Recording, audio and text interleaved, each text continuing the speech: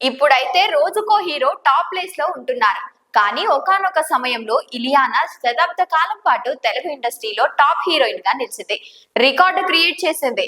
రామ్ హీరోగా నటించిన దేవదాసు సినిమాతో హీరోయిన్ గా ఎంట్రీ ఇచ్చిన ఇలియానా అనాది కాలంలోనే స్టార్ హీరోయిన్ గా గుర్తింపు తెచ్చుకుంది.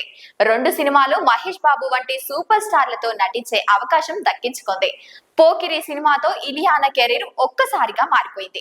ఆ తరువాత స్టార్ హీరోల సినిమాల్లో నటించి ఫుల్ పాపులారిటీని తెచ్చుకుంది.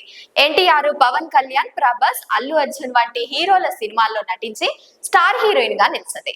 ఇలియానా పేరు చెప్పగానే అందరికీ ఆమె నడుమే గుర్తుకొస్తుంది. ఎవరినైనా పొగిడే సమయంలో అచ్చం నీ నడుము ఇలియానాలా ఉంది అని అంటూ ఉంటారు. అంత ఫేమస్ అయ్యింది ఇలియానా నడుము. ₹1,00,00,000 పారితోషికం అందుకున్న తొలి హీరోయిన్ గా ఇలియానా చరిత్ర సృష్టించింది. అంతలా ఆమె క్రేజ్ ఉండేది.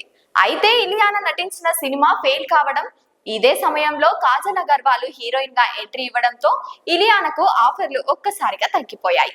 దీంతో బాలీవుడ్ బాటపట్టి అక్కడ తన అదృష్టాన్ని పరీక్షించుకుంది. అక్కడ కూడా అమ్మడుకు నిరాశ ఎదురైంది.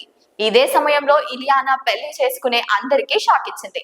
ఇలియానా తన ప్రియుడు మెఖెల్ డొలాన్ ను కొంతకాలం క్రితం రహస్యంగా పెళ్లి చేసుకుంది. 2023లో కుమారుడు పుట్టిన తర్వాత మెఖెల్ తో ఫోటోలు మొదటిసారిగా షేర్ చేసింది. తాజాగా అమ్మడు మరోసారి తల్లి కాబోతుందనే వార్త నెట్టింటా వైరల్ గా మారింది. ఇలియానా ఇటీవలే షేర్ చేసిన ఫోటోలో పొట్ట దగ్గర ఎత్తుగా కనిపించడంతో ఆమె మరోసారి తల్లి కాబోతుందంటూ ప్రచారాలు జరుగుతోంది. అయితే ప్రెగ్నెన్సీ వార్తలపై ఇలియానా స్పందించలేదు.